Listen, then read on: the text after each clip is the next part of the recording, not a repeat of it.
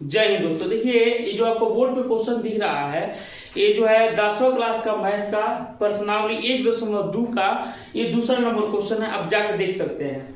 Question जो है आपको देखिए बोर्ड पे लिखे हुए हैं 26 और 91 का एलसीएम और एचसीएफ ज्ञात करें तथा आपको जांच करके भी बताना है कि जो आप एचसीएफ और एलसीएम निकाल रहे हैं क्या वो सही है या गलत है। ऐसा क्वेश्चन बार बार आपको आता है और आना ही आना है। लेकिन इसको कैसे हम लोग सोल्व करेंगे, तो सबसे पहले हम यहाँ लिखते हैं 26 और हम यहाँ लिख देते हैं बाबू 91।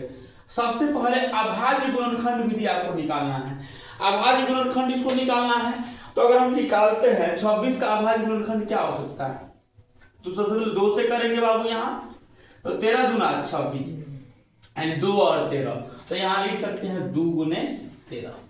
कोई दिक्कत। अब 91 का हम लोग करके देख लेते हैं। अगर 91 का हम अभाज्य गुणनखंड विधि निकालते हैं तो यहाँ हो जाएगा क्या जी 13 से कर दो, 13 सत्ते 91 यानी 13 गुने कितना हो गया 7, यानी यहाँ लिख देते हैं 13 गुने 7। कोई दिक्कत। अब आप बताइएगा, अब हम निकालते हैं एचसीएफ। तो एचसीएफ में बाबू देखो क्या करेंगे, हम देखेंगे कि दोनों ये अभाज्य गुणनखंड विधि जो आपको लिखे हुए हैं दोनों में कौन सा ऐसा अंक है जो समान है।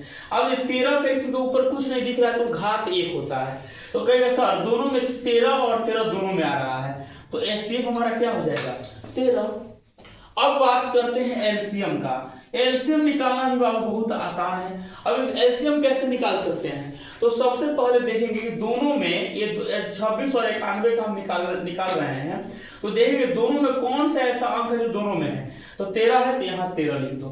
अब तो कोई अंक नहीं है तो इसमें क्या है, यहाँ पे लिख दो 2, फिर यहाँ पे 7। अब गुना कर दो, 13 दूना 26, 26 सत्ते कितना होता है, 26 सत्ते हो जाएगा बाबू 182। ये हुआ आपका आंसर। कोई दिक्कत। एलसीएम और एचसीएफ निकालना बहुत ही आसान है। हम क्या करेंगे 26 और 91 का अभाज्य गुणनखंड विधि निकाल देंगे। जैसे 26 का मैंने अभाज्य गुणनखंड विधि निकाला तो 2 गुने 13 आ गया, देख लीजिए यहाँ पे। फिर मैंने 91 का निकाला अभाज्य गुणनखंड विधि तो 13 गुने 7, 13 सत्ते 91 और 13 दूना 26 हो गया। दोनों में जो अंक सेम होता है वो हमारा क्या होता है एचसीएफ हो जाता है। अब हम देखेंगे कि दोनों में कौन सा अंक समान है, तो 13 है तो मैंने एक 13 लिख दिया, फिर गुने। अब जो अंक समान नहीं रहता है वो चीज को वैसे के वैसे हम लोग लिख देते हैं, तो गुने 2 और गुने 7 लिख दिए। 13 दूना 26, 26 सत्ते 182। अब यहाँ पे हमने एलसीएम भी ज्ञात कर दिया और एचसीएफ भी हमने ज्ञात कर दिया। अब क्या है हमारा, तो जांच करके बताना है। तो हम जांच कैसे कर सकते हैं, तो यहाँ लिखते हैं जांच। जांच करें, जांच करना है बाबू। इसका सूत्र बहुत ही आसान होता है। हम इसको लिख देंगे a गुने b बराबर क्या होता है एलसीएम गुने एचसीएफ। क्या होता है a गुने b बराबर एलसीएम गुने एचसीएफ, ये हमारा सूत्र होता है। आप इसको याद कर सकते हैं या इसको एक बार और देखिएगा, आपको कोई दूसरा सूत्र बताता है, कोई दूसरा चीज देखिएगा, आप कहीं पर किताब में भी देखिएगा। आप माने a गुने b लिखिए, या आप ये भी कह सकते हैं पहली संख्या गुने दूसरी संख्या बराबर एलसीएम गुने एचसीएफ। अब आपके दिमाग में आ रहा है भाई ये क्या है, तो देखिए ये जो 26 आपको दिख रहा है इसे आप a मान लें, और 91 क्या है इसे b मान सकते हैं आप, या ऐसे भी कर सकते हैं, इसे पहली संख्या मान लीजिए और इसे दूसरी संख्या मान लीजिए, ये भी आप कर सकते हैं, इसमें कोई दिक्कत नहीं है। तो चलिए हम मान लीजिए ये हमारा क्या हुआ 26, तो यहाँ पे लिखते हैं 26, b क्या हो गया जी 91, तो हम यहाँ पे 91 लिखते हैं। अब अभी एलसीएम कितना है, तो कहिए सर एलसीएम 182 है, तो एलसीएम यहाँ 182 है। एचसीएफ कितना है जी, एचसीएफ हम निकाले हैं 13, तो यहाँ हम लिख देते हैं 13। अब 26 और 91 में आप गुना करके देखिए तो कितना, 26 और 91 में हम गुना करेंगे, आप लोग करके देख लीजिएगा, जो आएगा 2366 आएगा।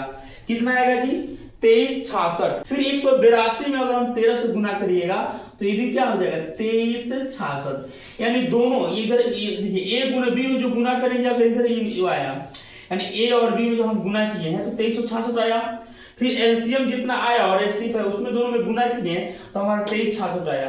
अगर दोनों बराबर है कि नहीं है, इसका मतलब जो है हम जो यहाँ पे निकाले हुए हैं एलसीएम और एचसीएफ मेरा सही है।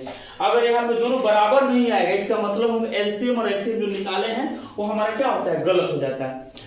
तो आप लोग के लिए एक होमवर्क है, बहुत ही लाजवाब दे रहे हैं, आपका भी बस यहाँ पे चेंज कर दे रहे हैं। यहाँ ले लीजिए 510 और